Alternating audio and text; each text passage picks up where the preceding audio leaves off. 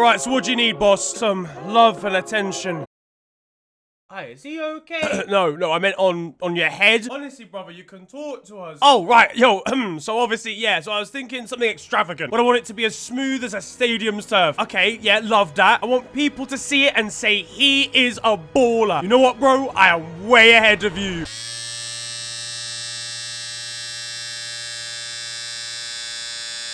Brother, you having a laugh, you...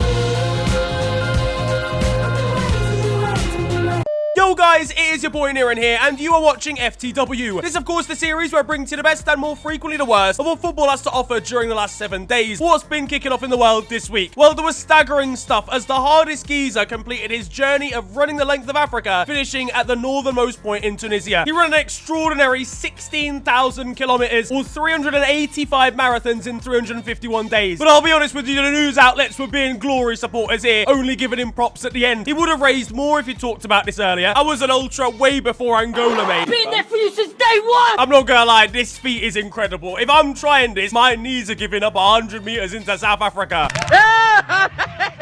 This Don in yellow, though, thought he was sneaky, beating him across the line in the final sprint. I mean, truly inspirational. Marcus Rashford can't even sprint the length of a pitch. I'm done. Garen, how was that? Tough. On to the football, though, now, and we start in the Champions League. The quarterfinals draw offered some tantalising ties, and they absolutely delivered. Oh, that's a good ball, a fantastic volley! And this game could be anything. It's incredible. It's all square. A scintillating game between two of Europe's powerhouses saw Man City and Real Madrid draw 3-3 at the Santiago Bernabeu. It sets up a massive second leg, but before the game, and it was confirmation of no Kevin De Bruyne for City, apparently ill vomiting before kickoff, hence Pep dropped him. He thought about having to actually perform in Europe's elite competition and threw up a little bit. He realised there was no Courtois in the starting 11 for Real Madrid and just decided to sack it off. Either that or he saw Man City's outfits before kickoff. Mate, what the fuck are you wearing? This requires the first ever Champions League points deduction, mate. Why are these lot dressed like undercover feds? Yo, my slime. I know you really don't know madam like that. In training beforehand, and I'm sure Jack Grealish was preparing his dive, seeing how many Real Madrid players were one yellow card from a suspension, or he was attempting to point out Madrid on a map before the flight.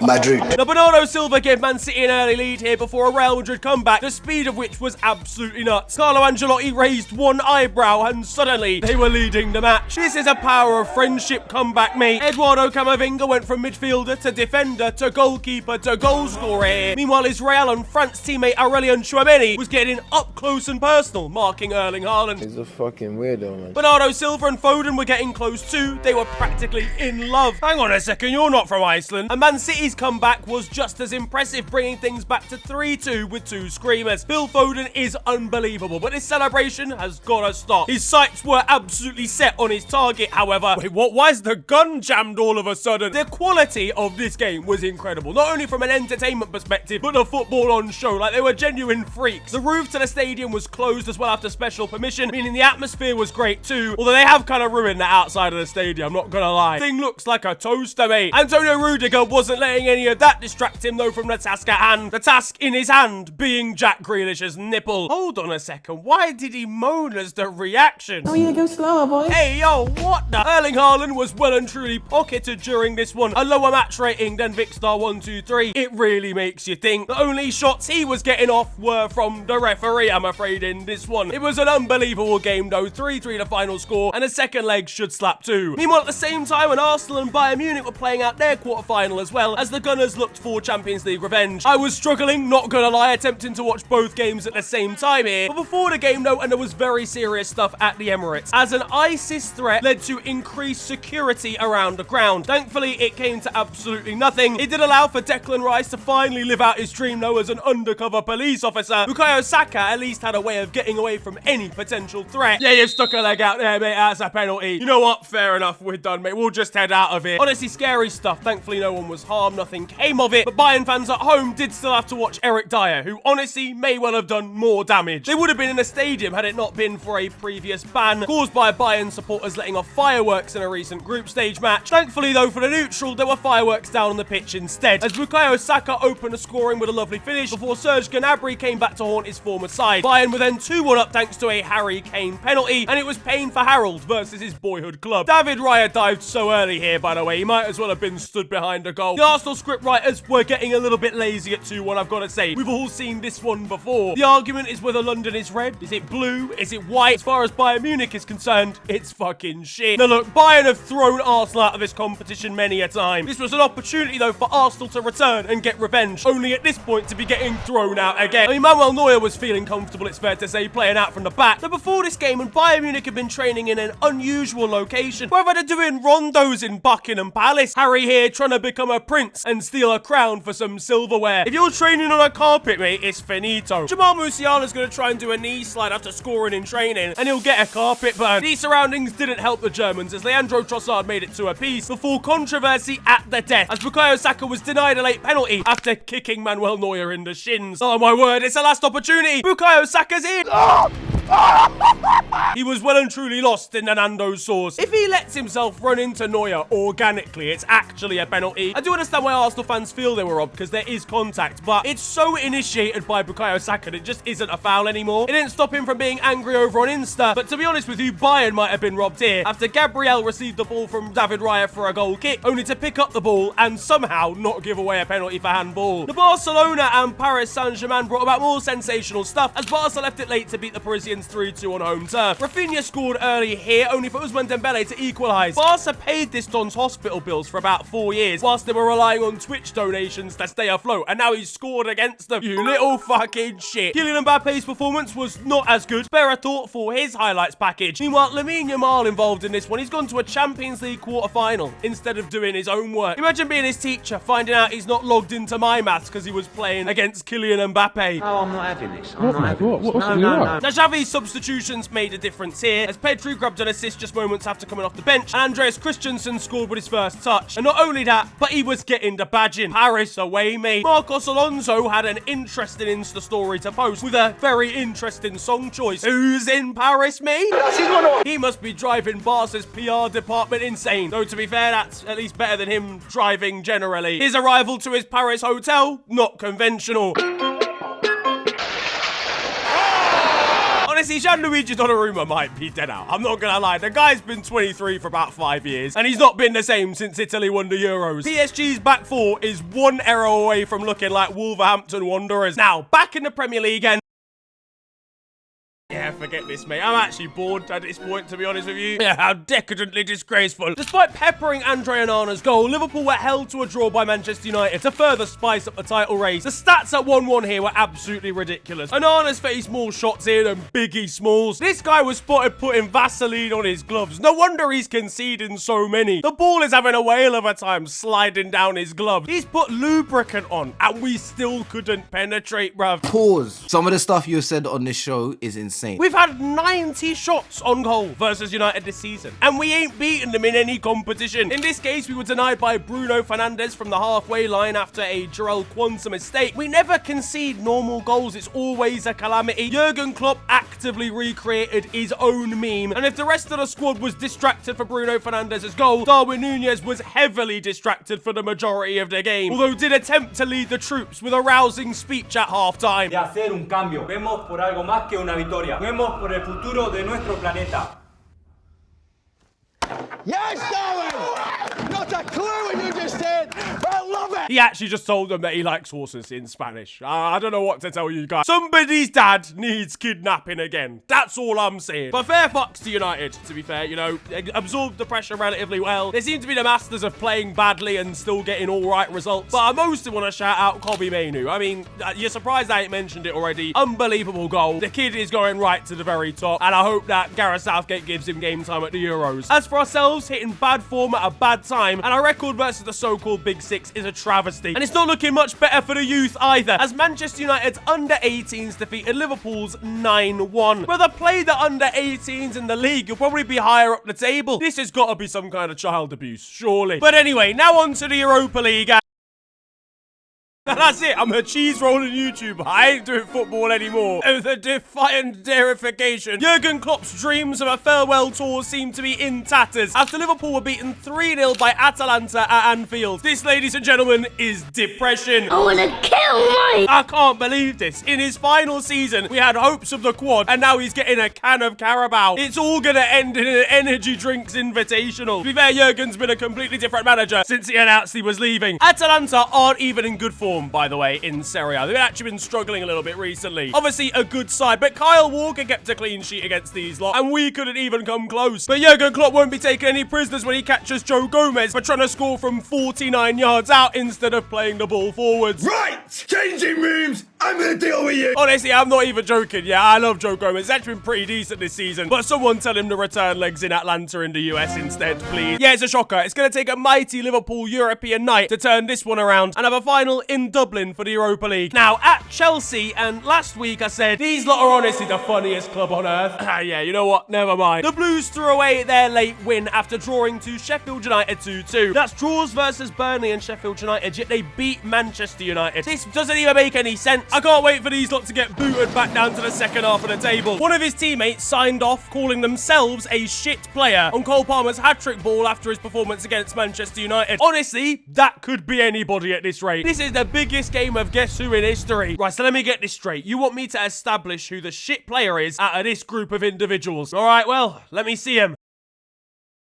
Yeah, nah, fuck that, mate, in a bit. Axel Disasi, Trevor Chalobah, Moises Caicedo, and Nicholas Jackson didn't provide all that much during this one, and poor Disasi was struggling down the right-hand side, realising his expectations as soon as any winger or striker ran in behind. What am I supposed to do? Am I supposed to chase after them? Now, Manchester City defeated Crystal Palace despite the Eagles taking an early lead, the scoreline being 4-2 here, and Phil Foden was fresh off the back of a hat-trick, which is why he got dropped. I'm a shape of myself. Honestly, Pep Guardiola and his selection, this guy is playing more roulette than Sandro Tonali. He saw Phil Foden's celebration and told him to put the firearm down. Stefan Ortega was put under pressure by a loose Rodri back pass, only to respond as cool as ice. Meanwhile, Daniel Munoz engaged in a half-time shirt swap with Erling Haaland. I want that man banned, whoever he is. International commentators weren't letting that distract themselves, though, from getting on the mic. El gol para el City fue Kevin De Bruyne.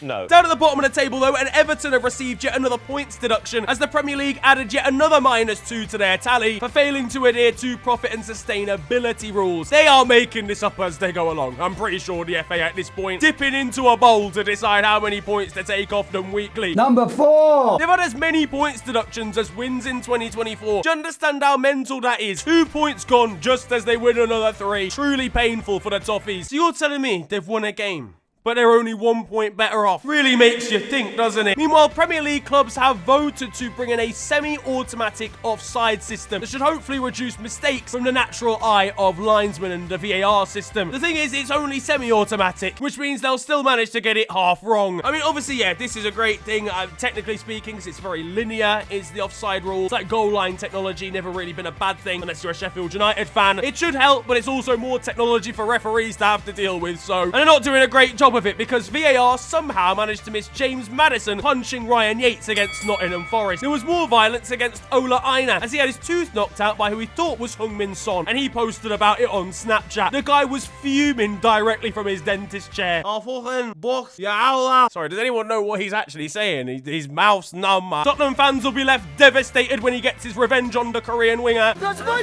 son! This is my boy! This guy's actually so funny. From AFCON to this, only to realise that it wasn't even Heung-min Son in the first place. Meanwhile, down at Luton, and they decided to host a Meet the Manager, only for it to sell out immediately. You know what, guys? I've got a little bit of a theory as to the demographic that's going to be turning up for this one. Meanwhile, back at Chelsea, and they are feeling brave. Not happy with their one and only chant, they decided to come up with a new one for Trevor Chalobah.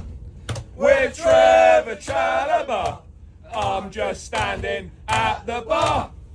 with Trevor Chalobah. Honestly, this might be the worst thing that a Chelsea fan's ever done on a train, and that is really saying something. Over in Germany, and Bayer Leverkusen are one win away from their first ever Bundesliga crown. They beat Union Berlin thanks to a Florian Wirtz penalty, and winger Nathan Teller understood what was at play here. He is correct. They are one win away versus Werder Bremen this weekend from creating history. The thing is, this division has been a one-club league for 11 years, and Leverkusen have chosen now to win it. It really is poetic, unless you're Harold Kane. You just got Kane! Heidenheim came back from 2-0 down to win 3-2 against the Bavarians. Bayern Munich have completely fallen apart and lost all confidence at this point. I didn't even know what a Heidenheim was 2 years ago. A list of things that can be cooked in 2 minutes. Hot noodles and Bayern Munich. You guys are a shame to the world. Look, I like a caning as much as the next man. Pause. But I'm starting to feel sorry for Harry at this point, because this is a dramatic fall off of biblical proportions. There are reasons as to why Bayern Munich have fallen off a cliff. The aging of their original wonder group, certain players leaving and not being replaced. Thomas Tuchel, mostly. The German is devastated when he realizes he actually needs to win a football match. Meanwhile, for Florentino Perez at Real Madrid, and he'll be figuring out a way to get Alphonso Davies out of the Allianz. I promise you, I'm gonna get you out of there. Over in Spain, and there were special scenes for Athletic Club, who won the Copa del Rey to end a trophy drought of over 100 years. The celebrations in the Basque region were absolutely mental. In truth, this was kind of a win-win situation. They were facing off against Mallorca. It would have been pretty cool to see them win this tournament as well after a lot of the big guns went out. In preparation, and the Williams brothers went home for some traditional Ghanaian food, and using the power of their mum's fufu, they embraced that full time, having made history for their boyhood clubs. This defender from Mallorca was doing up tears at Vinny Jr., only for it to backfire in the final here. Meanwhile, for Iker Muniain, who's been playing for the club basically since he was a youth academy player, he was celebrating with the fans out on the streets at full time, and he will probably be a hero for the club forever. Now, recently I told you about Ronaldinho's son, who'd been converted into a left back for reasons that I'm sure it doesn't take too much imagination to explain. Well, unfortunately, he's been downgraded again. The poor boy's been converted to being a cameraman now. The Dino name's going outside. This can't run. They made him a sound engineer, man. This is getting a bit out of control. The poor kid's gonna be fuming when he gets relegated to La Masia's paper boy. Meanwhile, supporters down in a Spanish lower league game didn't fancy paying 15 euros for a ticket, so instead they decided to stand on the top of a mountain about 7 kilometers away from the action to watch instead. Over in Italy, and there were tense scenes, dramatic scenes, as Roma managed to beat fierce rivals Lazio in Serie A. Things were kicking off, as they always do in this fixture, and Paulo Dybala decided to try and shut up Matteo Guendouzi by showing him his shin pad that sees Argentina win the World Cup over France. Matteo Guendouzi's France. Yeah, nah, this is one of the most creative shithousery awards I've ever seen. At full time, and Gianluca Mancini was the hero for Roma, waving a derogatory flag about Lazio to Roma's supporters. He's been fined by Serie A, but fuck it, it's another shithousery award, I suppose. And the fans were going at it at full time too. One Lazio fan was voicing his displeasure through the glass, only to be dismissed in extremely Italian fashion. They're staying on the Lazio vibe, and Stefan Radu, Romanian defender, is in hot water after he was seen wearing a logo on his coat that alters Lazio's badge into an organisation linked with something I'm not allowed to talk about on YouTube, and it was posted by Serie A, only to be deleted when they realised what was going on. Honestly, this is probably the least problematic Lazio news I've heard in a while. And elsewhere in Italy, Victor Osimhen Airlines are off the runway, as he flew through the sky to meet a header versus Monza, scoring from a cruising altitude of about 12,000 feet. I knew I'd seen this before. It's nice of Victor to be replicating his footballing hero. Meanwhile, for Lille, and manager Paulo Fonseca promised to go shopping with his forward or winger Edin Žegrova if they beat Marseille this week. They did, and so he kept his promise.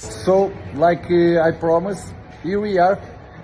Trying to help Eden to change his image. Are you ready? It's time to change, guys. 1, 2, 3.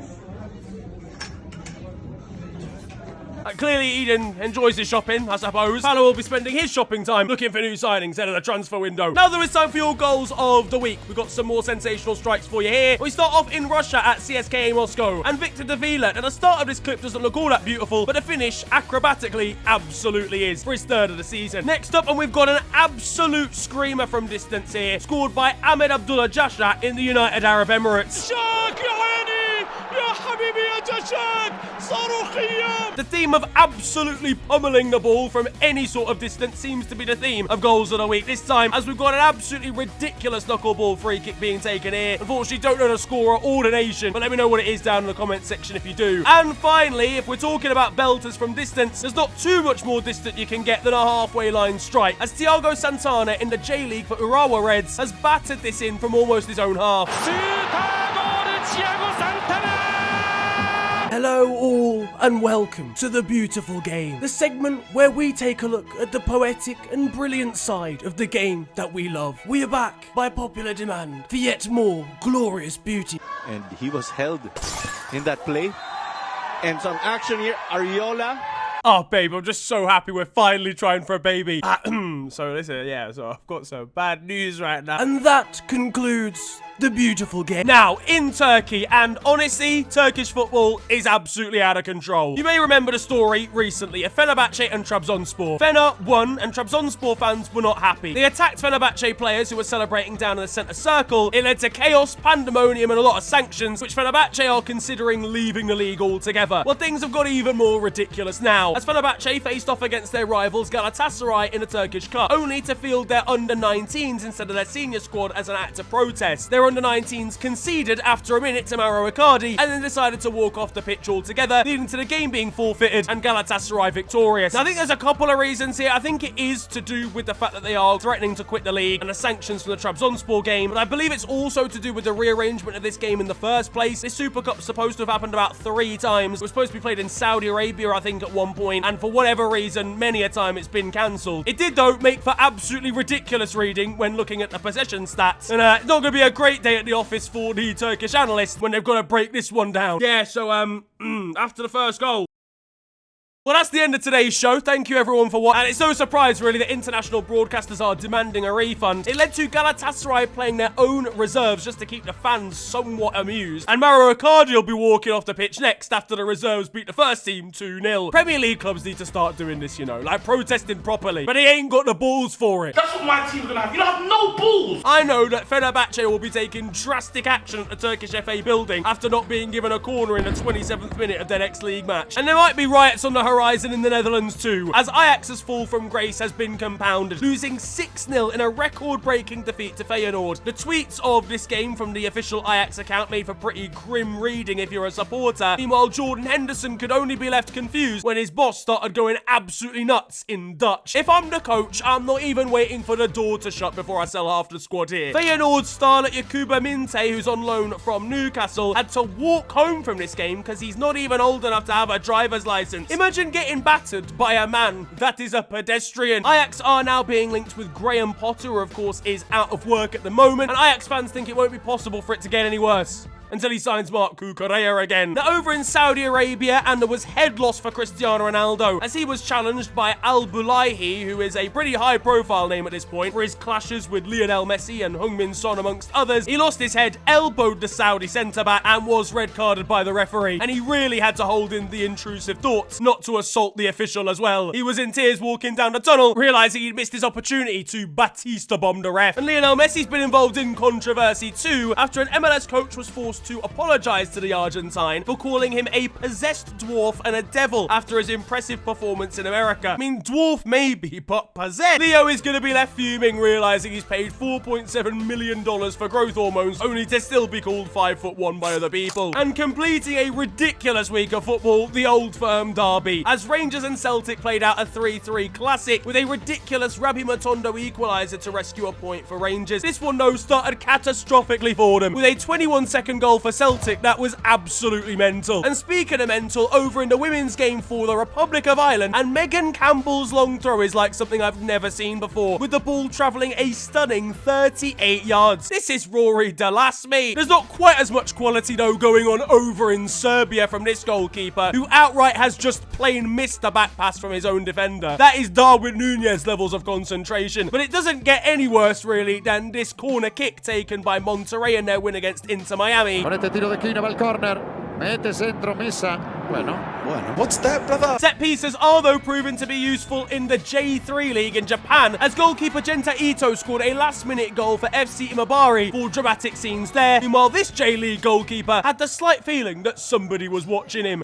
Francis Ngannou swapped the world of UFC and boxing this week to play football in his home nation of Cameroon. Honestly, bit of an aerial mismatch going on. This poor small man is frightened. And Brazilian supporters of their local side may be left terrified as well. They could be spotted on live television watching their local side from a pretty illegal spot outside the stadium. A few minutes later, though, there was a pretty hectic development in this story. In Uruguay at Nacional, there's being harsh on yourself, and then there's physically abusing yourself. You fucking idiot, why didn't you score, mate? Meanwhile, in Wales, there will be serious questions asked of goalkeeper Michael Lewis for Barry Town, whose mistake in the mud allowed for his opponents to win 2-1. Special beyond special. In Estonia now, and it appears that the VAR officials are embarking on Bring Your Kid to Work Day. Right, hang on a second, everyone stop. VAR's just telling me something. Yo, what did you say? The wheels on the bus go. What the fuck is going on up there? And over at Paraguay, nothing silly to start off the game, alright? Just play it back, play it amongst yourselves, get a feel for the game, and hold on to possession. Arriba! Gol en contra!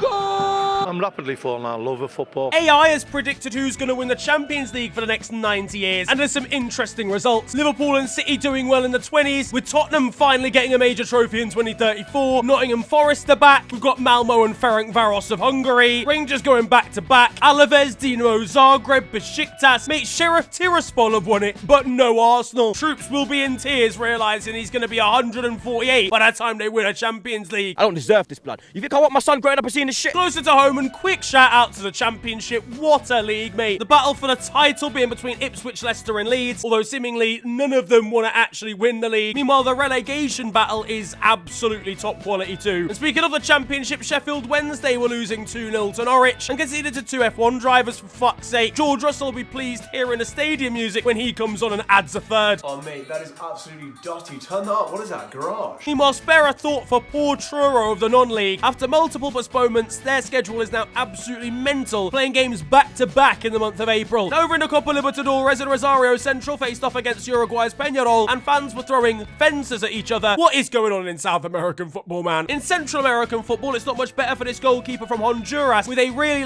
cartoon-like howler, to be honest with you, to concede a goal. In Cyprus, and one father is so inspired by the exploits of Mauro Icardi that he's named his child after the Argentine striker. In Brazil, and tensions were high for Fortaleza at the end of their most recent match, as they had to skirt around a mascot to engage in a scrap. There was quick thinking to score in Panama, as after a defender quickly knocked the ball towards his teammate for him to take the free kick, this attacker chipped the ball, looped it over the goalkeeper, and celebrated the speed of his brain. Shout out to Hong Kong's under-21 side, who have finally won a league game. They were added to the Hong Kong First Division to basically fill out numbers after the COVID-19 outbreak. They're obviously filled up with under-21s from the Hong Kong national team, but because of their registration rules and the low pool of players they can choose from, they get battered pretty much everywhere they go. Well, for the first time in their over 2-year history, they did actually come out victorious in a monumental result for the team. Back in the Copa Libertadores though now, and we've got a K9 intruder making a run in behind. And finally in Sweden, spare a thought for Norrköping, who were instructed to try and play out from the back this week with disastrous results in Sweden. Now that it's time for Still 0-0, and you guys know the score by now, this is a segment of the show where I bring to you the best of Sunday League and amateur football. And a little bit of a storm has been hitting the British Isles recently. Well, quite literally. Serious windy weather has been battering the nation, not quite to the extent of the usual storms we get here, but it's created some adverse conditions, especially in the world of football. And that was seen no more so than up in Scotland with this corner attempt in an amateur game.